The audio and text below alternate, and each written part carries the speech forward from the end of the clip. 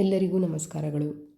ದೇಶಾದ್ಯಂತ ವಿವಿಧ ರೀತಿಯ ಮಣ್ಣುಗಳಲ್ಲಿ ಬೆಳೆಯಬಹುದಾದಂತಹ ಪೌಷ್ಟಿಕಾಂಶ ಭರಿತ ಹಾಗೂ ಸಾಂಸ್ಕೃತಿಕ ಮಹತ್ವವನ್ನು ಹೊಂದಿರುವಂತಹ ತರಕಾರಿ ಇಂಡಿಯನ್ ಪಂಪ್ಕಿನ್.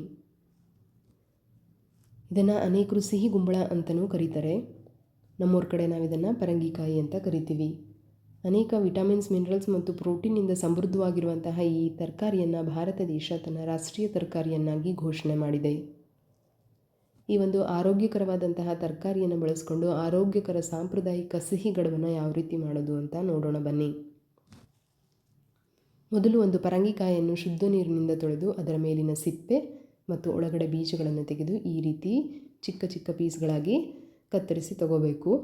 ನಂತರ ಒಂದು ತುರೆಮಣೆ ಸಹಾಯದಿಂದ ಈ ಪೀಸ್ಗಳನ್ನು ತುರಿದು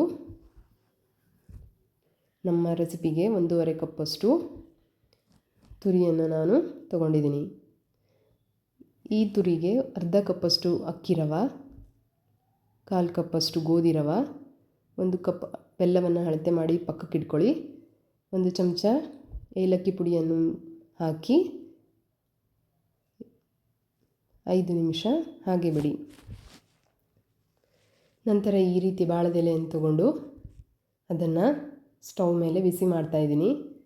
ಇಲ್ಲಿ ಏನಕ್ಕೆ ಬಿಸಿ ಮಾಡ್ತಾಯಿದ್ದೀನಿ ಅಂದರೆ ಕಡುಬು ಕಟ್ಟುವಾಗ ಬಾಳೆದೆಲೆ ಸೀಳುವ ಸಾಧ್ಯತೆ ತುಂಬ ಕಡಿಮೆ ಇರುತ್ತೆ.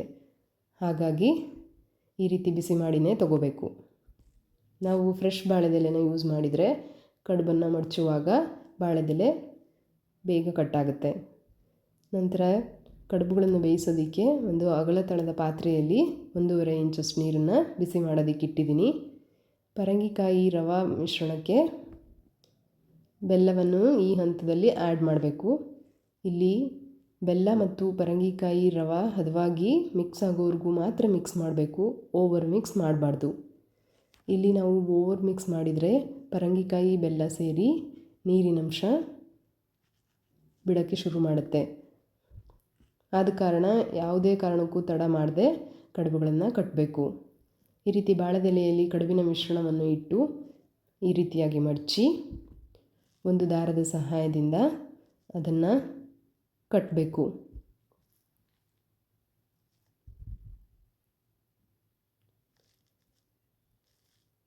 ಇದೇ ರೀತಿ ಎಲ್ಲ ಕಡುಬುಗಳನ್ನು ತಯಾರು ಮಾಡ್ಕೋಬೇಕು.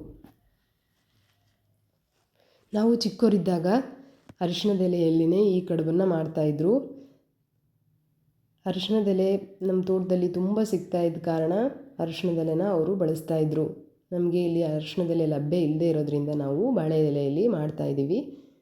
ಅರಿಶಿಣದೆಲೆಯಲ್ಲಿ ಕಡುಬನ್ನು ಕಟ್ಟೋದ್ರಿಂದ ಅರಿಶಿಣದ ಎಲ್ಲ ಔಷಧೀಯ ಗುಣಗಳು ಕಡುಬಿಗೆ ಸೇರಿ ಕಡುಬಿನ ಒಂದು ರುಚಿ ದುಪ್ಪಟ್ಟಾಗುತ್ತೆ. ನಿಮಗೆ ಏನಾದರೂ ಅರಿಶಿಣದೆಲೆ ಲಭ್ಯ ಇದ್ದರೆ ನೀವು ಎಲೆಯಲ್ಲೇ ಕಟ್ಟಿ.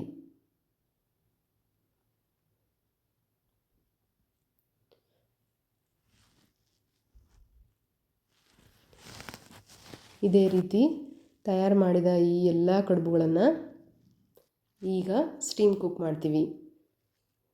ಯಾವುದೇ ರೀತಿಯ ಎಣ್ಣೆಯನ್ನು ಬಳಸದೆ ನಾವು ಈ ರೆಸಿಪಿನ ಮಾಡ್ತಾಯಿದ್ದೀವಿ.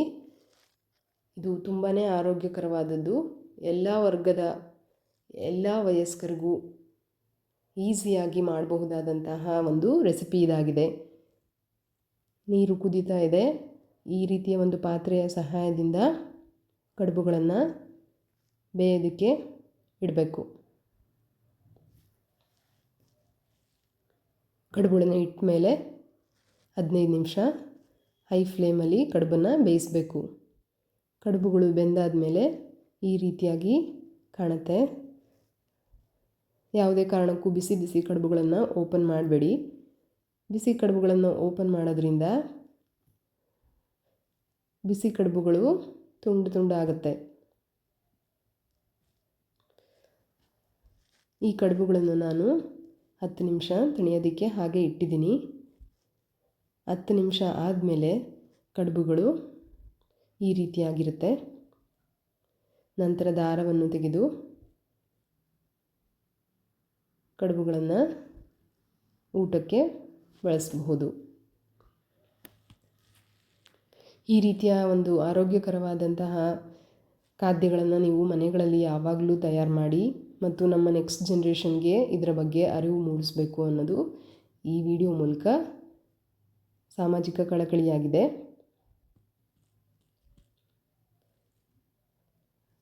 ಈ ಆರೋಗ್ಯಕರವಾದಂತಹ ಕಡುಬುಗಳನ್ನು ಹಾಲು ಮತ್ತು ತುಪ್ಪದೊಂದಿಗೆ ಸವಿದರೆ ಅದರ ಟೇಸ್ಟ್ ಇನ್ನೂ ಜಾಸ್ತಿ ಆಗುತ್ತೆ. ನೀವು ಈ ರೀತಿಯಾದಂತಹ ರೆಸಿಪಿಗಳನ್ನು ಮಾಡಿಕೊಂಡು ನಮ್ಮ ಮುಂದಿನ ಯುವ ಪೀಳಿಗೆಗೂ ಸಹ ಇದನ್ನು ತಿಳಿಸಿಕೊಡಿ ಅಂತ ಹೇಳ್ತಾ ಈ ಒಂದು ವಿಡಿಯೋವನ್ನು ಇಲ್ಲಿಗೆ ಮುಕ್ತಾಯಗೊಳಿಸ್ತಾ ಇದ್ದೀನಿ. ವಂದನೆಗಳು.